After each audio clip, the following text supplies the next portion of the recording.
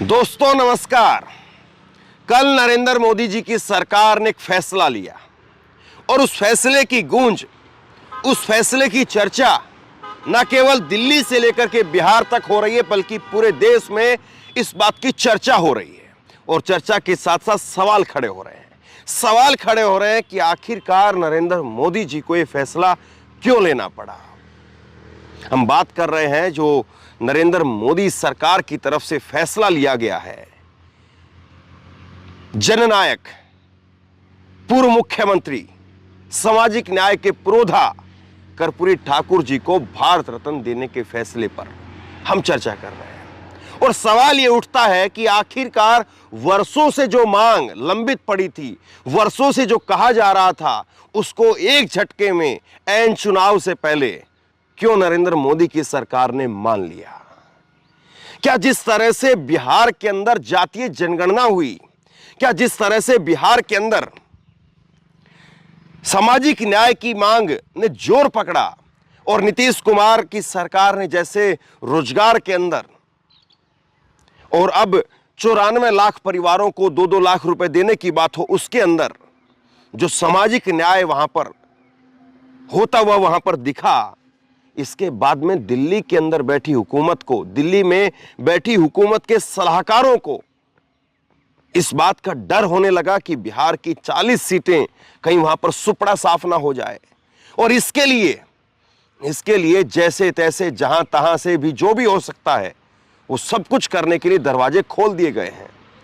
और अब उसके बाद में सवाल ये कि क्या वाकई बीजेपी इससे कुछ हासिल भी कर पाएगी, या केवल और केवल दिखाने के लिए, बताने के लिए, मुखौटा लगाने के लिए तो ये सब कुछ ठीक है, लेकिन जब आप सरकार में हैं तो आपकी पॉलिसी के अंदर, आपकी नीतियों के अंदर वो चीजें दिखती नहीं है, उन चीजों की झलक नहीं दिखती है जिनके बारे में कर्पूरी ठाकुर जी कहते थे, जिनके बारे में कर्पूरी ठाकुर जी को जाना जाता है।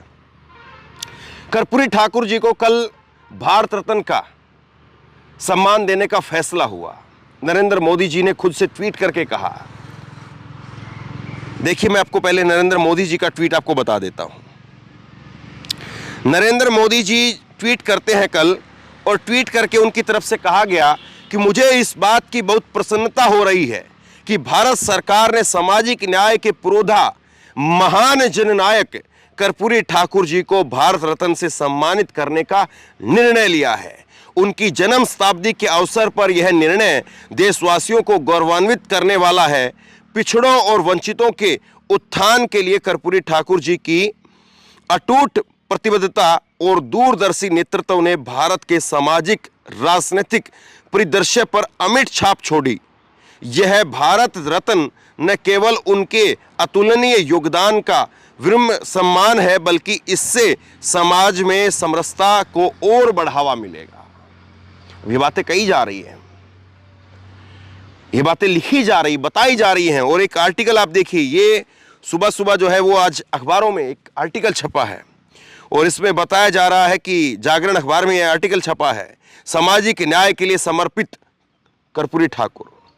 ये जो है वो यहाँ पर नरेंद्र मोदी का एक लंबा चौड़ा आर्टिकल छपा जागरण अखबार के अंदर, और बताया जा रहा है कि देखिए साहब, नरेंद्र मोदी जी वो कर्पूरी ठाकुर के विचारों से कितने प्रभावित हैं, या किस तरह से उनके आदर्शों के ऊपर चल रहे हैं। ये सारी बातें इसमें लच्छेदार तरीके से जो है वो पिरोई गई हैं, और नरेंद्र मोदी जी यहाँ पर खूब कर्पूरी ठाकुर जी का महिमा मंडन कर रहे हैं।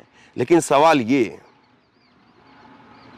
कि क्या वाकई नरेंद्र मोदी की सरकार में कर्पूरी ठाकुर जी द्वारा उस वक्त में, जब वो पहला बिहार के मुख्यमंत्री बने, गैर कांग्रेसी, जो उन्होंने उस वक्त में फैसले लिए 1977 में, 67 में जो उप मुख्यमंत्री थे उस वक्त में, उन्होंने जो फैसले लिए, क्या वो फैसले नरेंद्र मोदी की सरकार में दिखाई देते हैं? सवाल ये है। कुछ उनके जो ऐतिहासिक फैसले थे उनका मैं जिक्र करना चाहूंगा। देश में पहली बार कोई राज्य उस वक्त में बिहार में ऐसा काम हुआ था। देश में पहला ऐसा राज्य बना जहां पर ओबीसी को आरक्षण दिया गया, और आज नरेंद्र मोदी की सरकार में ओबीसी आरक्षण को लेकर के अलग अलग जातियां कितना संघर्ष कर रही हैं, सड़कों पर आंदोलन हुआ है और उन आंदोलनों का क्या हश्र हुआ, क्या हश्र किया गया, वो आपके सामने है, बताने की आवश्यकता नहीं है। दूसरा बड़ा फैसला कर्पूरी ठाकुर जी का, दूसरा बड़ा फैसला यह कि उन्होंने उस वक्त में 10वीं तक की पढ़ाई को फ्री कर दिया था। और आज किस तरह से पढ़ाई से लेकर के हर चीज को पूंजीवादी या प्राइवेटाइजेशन के नाम पर झोंक दिया जा रहा है, आपके सामने है। तीसरी बड़ी जो उनकी उपलब्धि कही जाती है, उस वक्त में पिछड़ों को नौकरी के अंदर आरक्षण की, ओबीसी आरक्षण की जो उनकी उपलब्धि पहले मैंने जिक्र किया वो, और उसके साथ साथ लोगों के अंदर, लालू प्रसाद यादव से भी पहले लोगों के अंदर सामाजिक न्याय को लेकर के चेतना जगाने का काम उन्होंने किया। और एक बड़ा फैसला, उस फैसले की गूंज, उस फैसले का असर दिखने लगा, लोगों को बराबरी महसूस होने लगी। चतुर्थ श्रेणी के कर्मचारियों को लिफ्ट के अंदर परमिशन नहीं थी, लेकिन उनकी वजह से हुआ। इस तरह से उनके ना जाने कितने फैसले ऐसे हैं जो गिनवाए जा सकते हैं। और उसके बाद में जो लोग आज महिमा मंडन कर रहे हैं या जो लोग आज वाहवाही कर रहे हैं कर्पूरी ठाकुर जी के, उनके पुराने कुछ बयान निकाल करके देखिए, नारे निकाल करके देखिए, आरक्षण की विवाही, और उसके बाद में कर्पूरी ठाकुर जी की माता जी को लेकर के जिस तरह से अभद्र तरीके से नारे उस वक्त में गढ़े गए थे, वो अपने आप में बहुत कुछ कहता है। लेकिन अब सवाल पर आते हैं, बड़ा सवाल ये कि आखिरकार नरेंद्र मोदी जी को ये काम क्यों करना पड़ा, आखिरकार नरेंद्र मोदी जी को ये फैसला क्यों लेना पड़ा। क्या इस फैसले के पीछे बिहार की जातीय जनगणना, उसका डर है? बिहार में जिस तरह से नीतीश कुमार की सरकार ने 94,33,312 परिवारों को 2-2 लाख रुपए देने का फैसला किया, क्या वो डर है?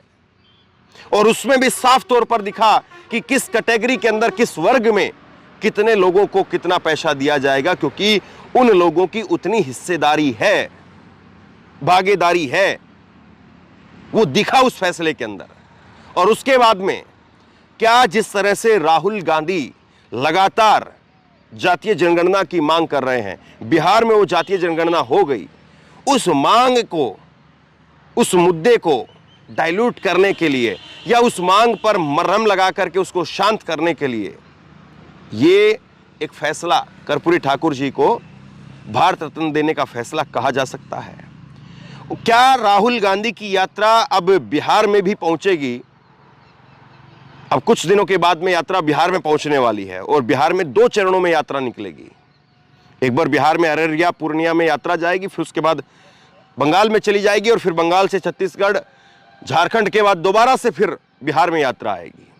तो ऐसे में डर यह है कि जो बात लगातार कही जा रही है, जातीय जनगणना की बात कही जा रही है, और राहुल गांधी जिस बात को लगातार दोहरा रहे हैं, और फिर भारत यात्रा के दौरान वो दोबारा से जाकर के बिहार में यात्रा के दौरान उस मांग को रखेंगे, तो क्या ऐसे में कोई बहुत बड़ा मुद्दा ये ना बन जाए और 40 सीटों पर सुपड़ा साफ ना हो जाए? इसलिए इस फैसले को लिया गया। और इसके बाद में एक बड़ी चीज और, जिसको भी आप समझिए, इसके बाद में बड़ी चीज ये कि क्या जिस तरह से ओबीसी आरक्षण का जो फैसला हुआ और उस फैसले में महिलाओं के लिए ओबीसी, जो महिलाओं के लिए आरक्षण का फैसला हुआ और उसमें ओबीसी आरक्षण की जो मांग उठी, उसके बाद में यह फैसला लिया गया ताकि उस मांग को खत्म कर दिया जाए, जो विपक्ष लगातार करता रहा कि महिलाओं को आरक्षण दीजिए, लेकिन महिला आरक्षण में भी ओबीसी महिलाओं को आरक्षण क्यों नहीं है, यह सवाल पूछा गया।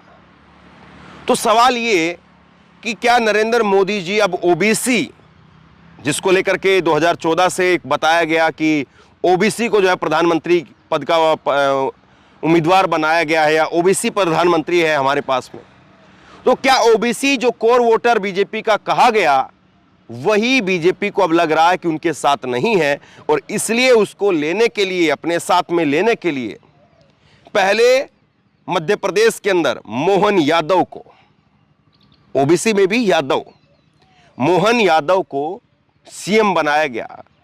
और खबर अब यह है कि 2024 के चुनाव के लिए मोहन यादव की जिम्मेदारी जितनी मध्य प्रदेश में रहेगी उतनी ही तकरीबन वो बिहार और उत्तर प्रदेश के उन इलाकों में रहेगी जहां पर यादव तबका बड़ी संख्या में है।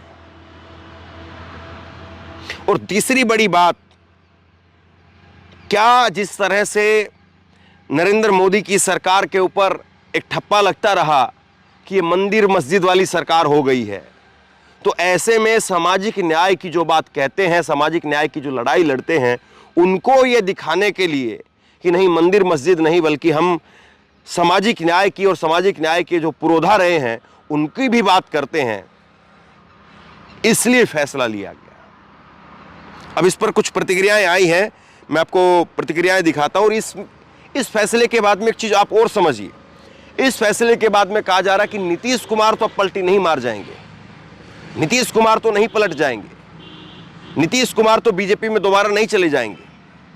मुझे इसकी संभावनाएं नहीं दिख रही है, लेकिन कल एक ऐसा हुआ वाकया कि नीतीश कुमार ने एक ट्वीट किया और उस ट्वीट में कर्पूरी ठाकुर जी को भारत रत्न दिए जाने को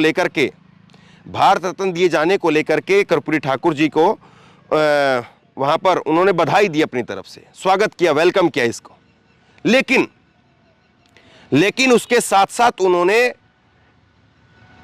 प्रधानमंत्री को इसमें बधाई नहीं दी और उसके बाद में उन्होंने अपना वो ट्वीट डिलीट कर दिया।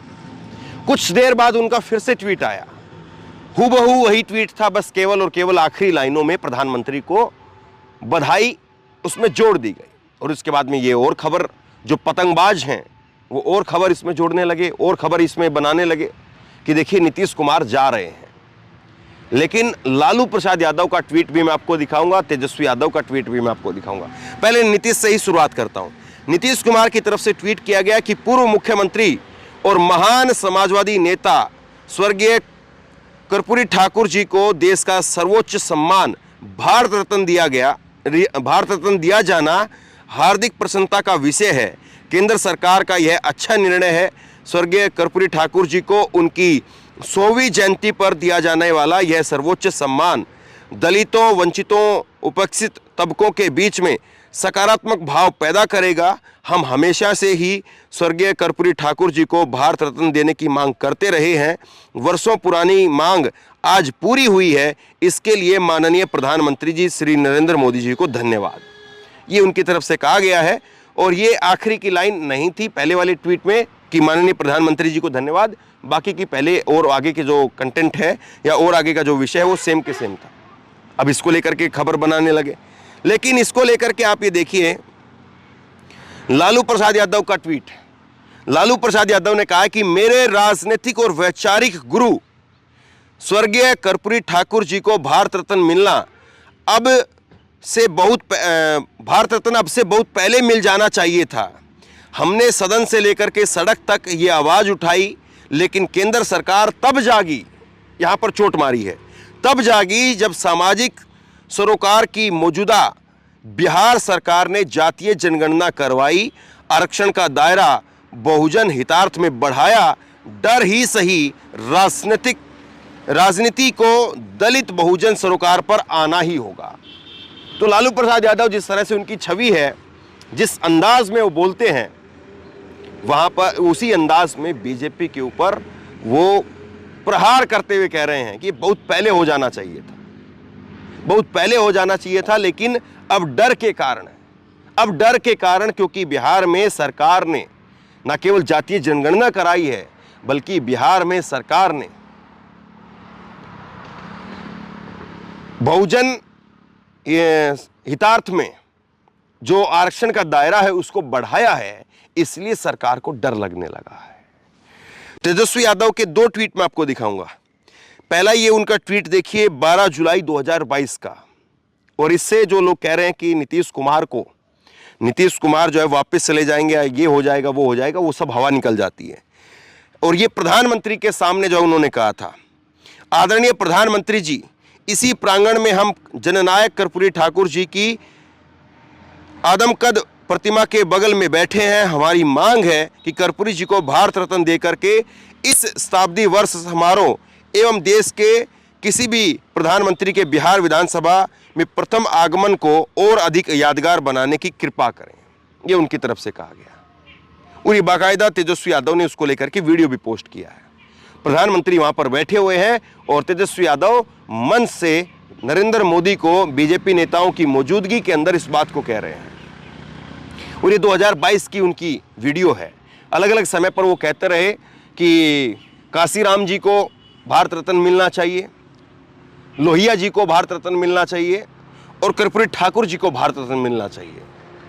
लेकिन अब जाकर के, और ये इसका प्रेशर क्या है, यही खबर है कि इसका प्रेशर ये है कि सरकार को वाकई इससे डर लगने लगा है। अब इसके बाद में आज का एक तेजस्वी यादव का एक ट्वीट और देखिए आप। वो कह रहे हैं कि वंचित, उपेक्षित, उत्पीड़ित और उपहासित वर्गों के पैरोकार महान समाजवादी नेता एवं बिहार के पूर्व मुख्यमंत्री स्वर्गीय कर्पूरी ठाकुर जी को भारत रत्न देने की हमारी दशकों पुरानी मांग पूरी होने पर अपार खुशी हो रही है। इसके लिए केंद्र सरकार को साधुवाद है। तो नपे तुले अंदाज के अंदर तेजस्वी यादव ने केंद्र सरकार को साधुवाद दिया है। और इसको लेकर के कांग्रेस ने जो ट्वीट किया है वो मैं आपको आगे बताऊंगा, लेकिन अखिलेश यादव का ट्वीट भी देखिए। अखिलेश यादव ने लिखा है कि जननायक कर्पूरी ठाकुर जी को मरणोपरांत घोषित भारत रत्न दरअसल सामाजिक न्याय के आंदोलन की जीत है, जो दर्शाती है कि सामाजिक न्याय व आरक्षण के परंपरागत विरोधियों को भी मन मार करके अब पीडीए के 90% लोगों की एकजुटता के आगे झुकना पड़ रहा है। पीडीए की एकता फलीभूत हो रही है, ये अखिलेश यादव की तरफ से कहा गया है। तो क्या ये माना जाए कि वाकई पीडीए यानी पिछड़ा, दलित और अल्पसंख्यक, उस मोर्चे पर नरेंद्र मोदी को आना पड़ रहा है? ये बड़ा सवाल है। अब कांग्रेस ने भी इसको लेकर के अपनी तरफ से लिखा है। जयराम रमेश, उन्होंने एक लंबा चौड़ा जो है इसको लेकर के पोस्ट किया है और जयराम रमेश जो है वो इसको लेकर के कह रहे हैं कि सामाजिक न्याय के प्रणेता जननायक कर्पूरी ठाकुर जी को भारत रत्न दिया जाना भले ही मोदी सरकार की हताशा और पाखंड को दर्शाता है, फिर भी भारतीय राष्ट्रीय कांग्रेस कर्पूरी ठाकुर जी को मरणोपरांत भारत रत्न दिए जाने का स्वागत करती है। भागीदारी न्याय भारत जोड़ो न्याय यात्रा के 5 स्तंभों में से एक है। इसके आरंभिक बिंदु के रूप में राष्ट्रव्यापी जातीय जनगणना की आवश्यकता होगी। श्री राहुल गांधी जी लगातार इसकी वकालत करते रहे हैं, लेकिन मोदी सरकार ने सामाजिक आर्थिक जातीय जनगणना 2011 के नतीजे जारी करने से इनकार कर दिया है। एक नई राष्ट्रव्यापी जातीय जनगणना कराने से भी इनकार कर दिया है। सभी वर्गों को भागीदारी देने के लिए जातीय जनगणना कराना ही सही मायनों में जननायक कर्पूरी ठाकुर जी को सबसे उचित श्रद्धांजलि होती, मगर मोदी सरकार इससे भाग रही है। तो ये जो है वो जयराम रमेश की तरफ से कहा गया। तो यानी कुल मिलाकर के पूरा विपक्ष जो है वो इसका स्वागत कर रहा है, सरकार को साधुवाद भी दे रहा है। लेकिन इस बीच में एक लाइन वो बड़े जोर शोर से खनक रही है। वो लाइन ये है कि क्या नरेंद्र मोदी जी को इस बात का डर लगने लगा है, इस बात का डर लगने लगा है कि पिछड़ा, दलित, अल्पसंख्यक उनके साथ नहीं होगा तो भले ही राम मंदिर की लहर हो, भले ही मोदी की लहर हो, सब कुछ धरा रह जाएगा, आप जीत नहीं पाएंगे। क्योंकि 60% वोट वो इन्हीं के इर्द गिर्द घूमता है। और अगर 60% वोट आपके साथ में नहीं है या 60% वोट अगर इंडिया गठबंधन के साथ में है, तो फिर उसके बाद में जीत किसकी होगी, हार किसकी होगी, ये समझना और समझाना कोई बहुत बड़ी साइंस नहीं है। तो बहरहाल नरेंद्र मोदी की सरकार ने जो फैसला लिया है कर्पूरी ठाकुर जी को भारत रत्न देने का, इसको आप किस तरह से देखते हैं? क्या वाकई नरेंद्र मोदी जी सामाजिक न्याय के लिए 4 कदम और आगे निकल रहे हैं? क्या नरेंद्र मोदी जी वो सामाजिक न्याय के लिए अब जिस तरह से ओबीसी, जिस तरह से महिला आरक्षण लेकर के आए, और अब उसके बाद में कर्पूरी ठाकुर जी को ये भारत रत्न देना, ऐसे में ओबीसी तबका या पिछड़ा तबका, दलित तबका, अल्पसंख्यक तबका वो उनके साथ खड़ा होगा? सवाल ये है। आप इसको कैसे देखते हैं? नीचे कमेंट बॉक्स में अपनी राय लिख करके जरूर बताइए।